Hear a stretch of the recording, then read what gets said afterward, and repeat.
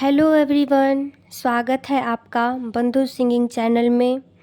तो आज का टॉपिक है संगीत में ध्वनि क्या होता है, आंदोलन क्या होता है, नाद क्या होता है। इन सब चीज़ों के बारे में मैं आप लोगों को बताऊंगी। स्टेट लेवल में इन सब में से क्वेश्चन बहुत ज़्यादा आता है, इसीलिए मैं सोची कि ये टॉपिक क्लियर करवा दूं। तो कल आप लोग देखा था कि संगीत में पढ़ाई हुई थी। आज मैं बताऊंगी कि ध्वनि क्या होता है, आंदोलन क्या होता है और नाद क्या होता है। तो चलिए हम शुरू करते हैं। टॉपिक है ध्वनि। ध्वनि क्या होता है? जो कुछ सुनते हैं वह ध्वनि है। गायन की आवाज़ भी ध्वनि है। कुछ ध्वनियाँ को हम सुनना पसंद करते हैं और कुछ को नहीं। बोल रहा है कि जो कुछ हम सुनते हैं, जो कुछ किसी भी चीज़ का आवाज़ हम सुनते हैं, बच्चे की रोने की आवाज़ हो या फिर ईंट की आवाज़ हो या फिर किसी भी चीज़ की आवाज़ हो, वो क्या है? ध्वनि है। वो क्या है? ध्वनि है। लेकिन उसमें से कुछ ध्वनि को हम क्या करते हैं, हम लोगों को सुनना पसंद होता है और कुछ ध्वनि हम लोगों को सुनना पसंद नहीं होता है। तो हम आज देखेंगे कि संगीत में कौन सी ध्वनि को उपयोग किया जाता है। बोल रहा है कि संगीत का संबंध केवल उन ध्वनि से है जो मधुर होता है और जिसे हम सुनना पसंद करते हैं। संगीत का संबंध केवल उन ध्वनि से है जो मधुर होता है और जिसे हम सुनना पसंद करते हैं। मतलब बोल रहा है कि जो सुनने में रोचक लगे, जो सुनने में सुंदर लगे, जो ध्वनि हमको पसंद आए, वो ध्वनि जो है संगीत का संबंध में आता है। जैसे नोट में क्वेश्चन यहाँ से आ जाएगा, संगीत में मधुर ध्वनि को हम क्या कहते हैं? संगीत में मधुर ध्वनि को हम क्या कहते हैं? नाद कहते हैं। संगीत में मधुर ध्वनि को क्या कहते हैं? नाद कहते हैं। अब आते हैं आंदोलन क्या होता है। आंदोलन क्या होता है? ध्वनि की उत्पत्ति कंपन से होती है। ध्वनि की उत्पत्ति कंपन से होती है। आप जानेंगे कि ये कंपन क्या होता है। कंपन होता है ये, जैसे कोई मंदिर जाते हैं तो मंदिर में जो घंटी को बजाते हैं, तो एक बार बजा करके छोड़ जब देते हैं तो उसमें आवाज़ आता है, टन, ऐसी आवाज़ आता ही रहता है। उसको हम क्या कहते हैं? कंपन कहते हैं। जैसे कोई सितार को या फिर तानपुरा को ऐसे हम छेड़ेंगे तो उसमें एक बार छेड़ने के बाद देखिएगा उसमें आवाज़ आता ही रह जाता है, धीरे धीरे कम, स्लो स्लो स्लो, फिर कम हो जाता है। उसी को हम क्या कहेंगे? कंपन कहेंगे। जब किसी वाद्य को बजाते हैं और ध्वनि उत्पन्न होता है। बोल रहा है जब हम किसी वाद्य को बजाते हैं तो वो क्या होता है? ध्वनि उसमें उत्पन्न होता है। जैसे सितार और बेला में तार का कंपन, ढोलक, तावला और पखावज में चमड़े का कंपन, बांसुरी व शहनाई में हवा का कंपन।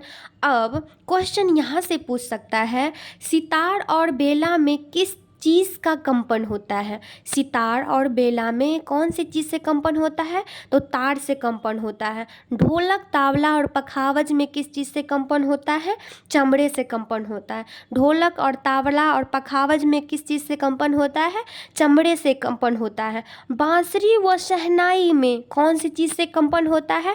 हवा से कंपन होता है। बांसुरी व शहनाई में हवा से कंपन होता है।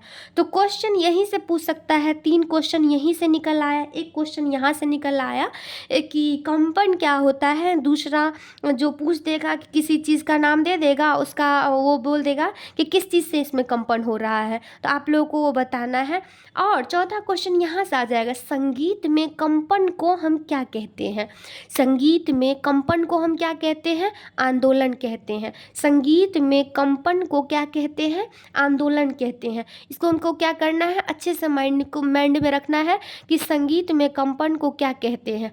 अब हम समझ गए, ध्वनि समझ गए, आंदोलन समझ गए। अब हमको क्या समझना है? नाद समझना है। नाद में देखना है, नाद से तो क्वेश्चन आता ही आता है।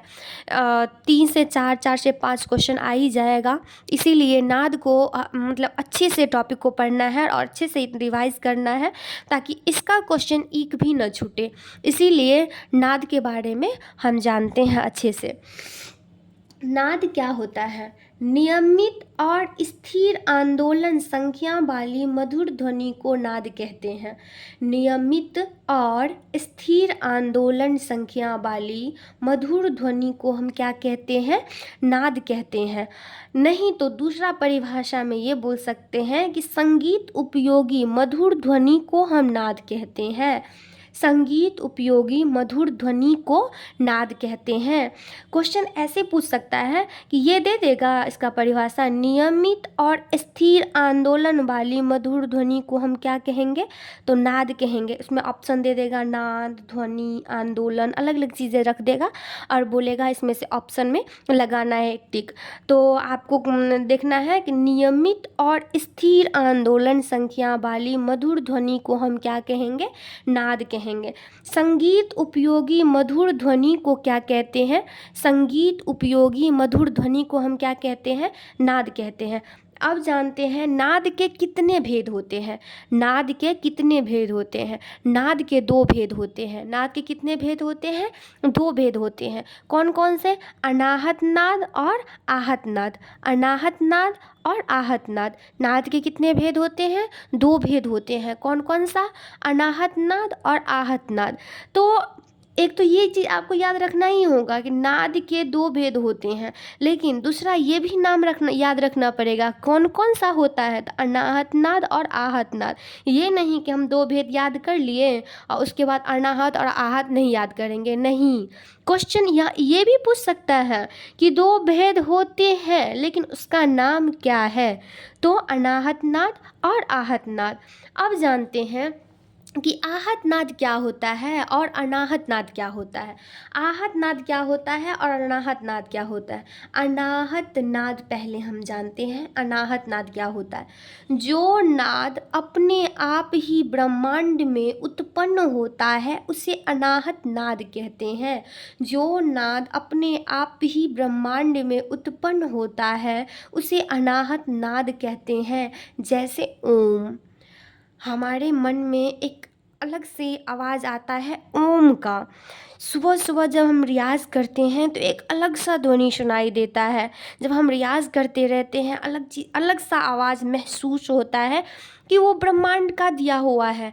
वो हमारे अंतर आत्मा की आवाज़ है जो हमारे कान को हमेशा सुनाई देता रहता है। जब हम शांत से बैठते हैं तब हमारे माइंड को सुनाई देता रहता है ओम। ठीक। और आहत नाद क्या है? अनाहत नाद तो समझ गए हैं कि ब्रह्मांड में जो अपने आप उत्पन्न हुआ है उसे हम क्या कहते हैं? अनाहत नाद। और दूसरा क्या है? आहत नाद। आहत नाद नाम से ही स्पष्ट है कि आहत नाद क्या होता है। दो वस्तुओं के टकराव से उत्पन्न ध्वनि को आहत नाद कहते हैं। दो वस्तुओं के टकराव से उत्पन्न ध्वनि को आहत नाद कहते हैं। मतलब बोल रहा है कि किसी भी चीज़ पर हम आहत करेंगे, जैसे हम तबला पे ऐसे मारते हैं तो उसमें से आवाज़ जो निकलता है वो क्या है? आहत नाद है।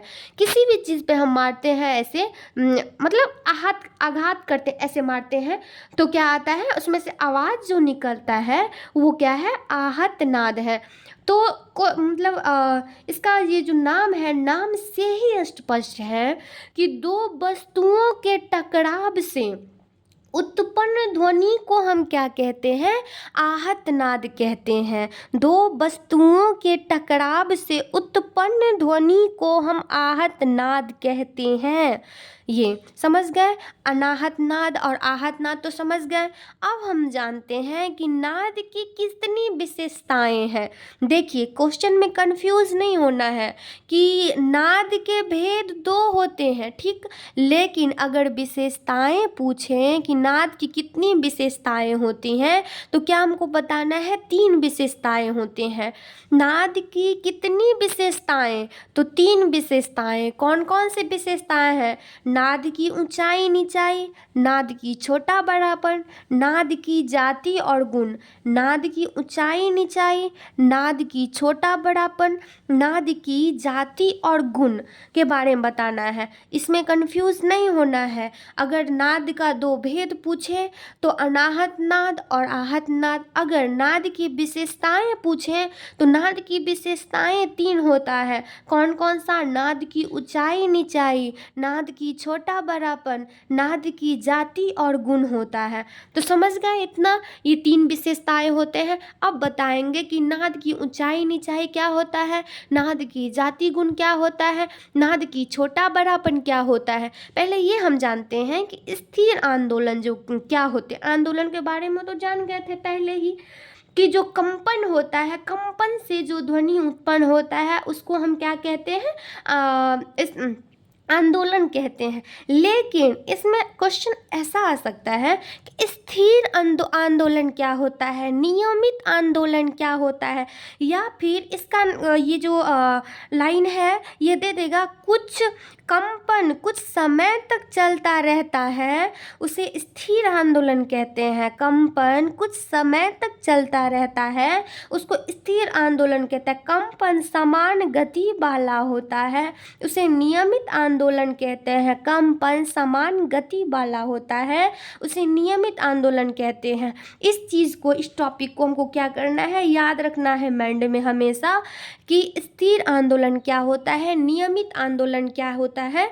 तो स्थिर आंदोलन जो होता है नियमित, जैसे कि हम तानपुरा में ऐसे छेड़े इसको तार को और वो एकदम चलता ही रह गया, धीरे धीरे कम हो गया, मतलब जोर से पहले हुआ फिर धीरे धीरे धीरे नीचा हो रहा है, तो उसको हम क्या कहेंगे? स्थिर आंदोलन। और नियमित आंदोलन जो समान गति में चलता रहे, जैसे बजाते ही रह गए, ऐसे बजाए फिर बजाए फिर बजाए, ऐसे बजाए फिर बजाए फिर बजाए, ऐसे करते ही रह गए, उसको हम क्या कहेंगे? नियमित आंदोलन कहेंगे। तो आज का टॉपिक इतना ही तक सीमित था। कल आप लोगों को बताएंगे कि नाद की ऊंचाई नीचाई, नाद की जाति गुण, नाद की छोटा बड़ापन के बारे में हम आप लोगों को बताएंगे। तो आज का टॉपिक इतना ही तक सीमित रहता है। ओके, धन्यवाद।